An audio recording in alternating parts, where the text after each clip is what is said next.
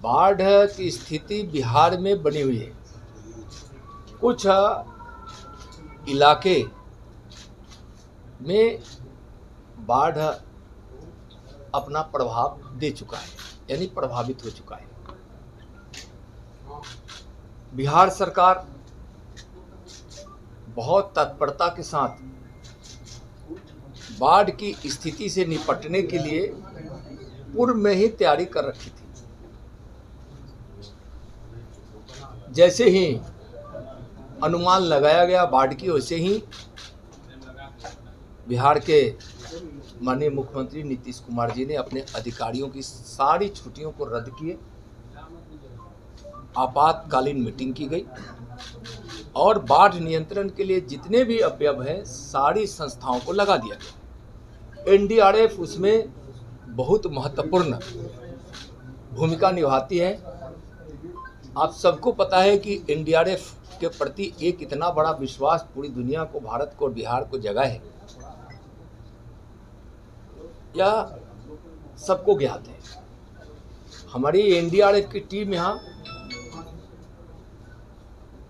हर आपदा में बिहार के लोगों को सहयोग करने के लिए तैयार रहती है। अभी 8 टीम को रिजर्व में रखा गया है और 11 टीमें अभी बाढ़ प्रभावित क्षेत्रों में भेज दी गई और 11 टीम में विभिन्न स्थानों पे हैं। जैसे आप चंपारण के क्षेत्र में हैं, पूर्वी बिहार में हैं। पूर्वी बिहार मतलब कि उत्तर बिहार का जो पूर्वी हिस्सा है, क्योंकि कोसी में और गंडक में अभी बाढ़ के खतरे को ज़्यादा बताया गया है, तो गंडक प्रभावित क्षेत्रों में और कोसी प्रभावित क्षेत्रों में भी भेजा गया है। बिहार में एनडीआरएफ का हेडक्वार्टर जो क्षेत्रीय बिहार और झारखंड का आपको पता है बीटा में है। एक अपना केंद्र बाजार समिति जहाँ पहले हुआ करता था दीदारगंज, वहाँ है, और एक अपना सेंटर सुपौल को भी बनाया गया है चकिया। अब 11 टीमें लगाई गई हैं और 8 टीमें रिजर्व हैं। जो 3 टीमें हेडक्वार्टर में भी है, 2 टीमें झारखंड में भी रखी गई है और 3 टीम को अलर्ट करके रखा गया है बनारसी में। इसके साथ साथ अगर जरूरत पड़ गया बिहार को बाढ़ से निपटने के लिए, लोगों के सहयोग के लिए, तो फिर पुरी से भी, भुवनेश्वर से और पश्चिम बंगाल से भी हम एयरलिफ्ट करके हम यहाँ लाने की पूरी तैयारी कर रहे हैं। बिहार सरकार की कई बैठकें एनडीआरएफ के साथ हुई है, हमारी भी बात सरकार से हुई है। और केंद्र सरकार, क्योंकि आपदा को बड़ी विपत्ति के रूप में हमारे प्रधानमंत्री जी देखते हैं और गृह मंत्री जी भी लगातार बिहार के बाढ़ की स्थिति पर निगरानी बनाए हुए हैं। उनका भी निर्देश है सरकार से लगातार बात करके जो भी सहायता पहुंचाया जाए, पहुंचाने में कहीं कोई कमी नहीं रहे।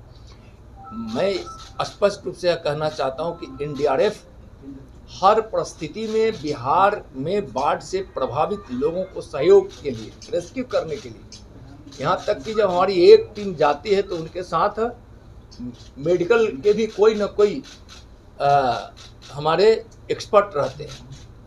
वहाँ उनके साथ बहुत सारे इक्विपमेंट्स ऐसे जाते हैं कि रेस्क्यू करने से लेके कहीं अगर किसी को ज़रूरत पड़ जाए तो उस समय हम उनको थोड़ी बहुत मेडिकल प्राथमिक सहायता भी कर सकें। पूरी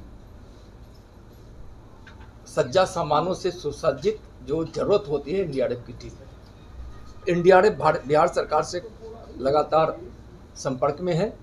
एसडीआरएफ भी एनडीआरएफ के साथ और एसडीआरएफ के साथ एनडीआरएफ काम कर रही है।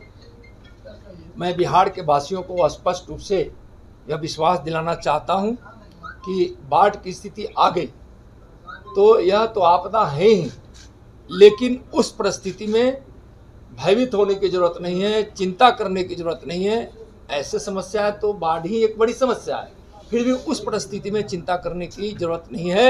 एनडीआरएफ पूरी तरह से तैयार है और बिहार सरकार के नेतृत्व में एनडीआरएफ हर प्रकार की सहायता करने के लिए तैयार है।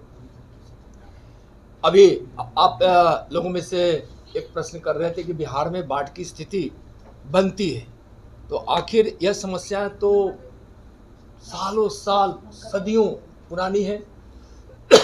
समस्या का कारण हम सब जानते भी हैं, और उस स्थिति से बिहार को निजात मिले जब से प्रधानमंत्री आदरणीय नरेंद्र मोदी जी बने हैं, उस समय से कई प्रयास किए गए। भारत नेपाल की संयुक्त इकाई पंचेश्वर विकास प्राधिकरण की स्थापना की गई। बनते ही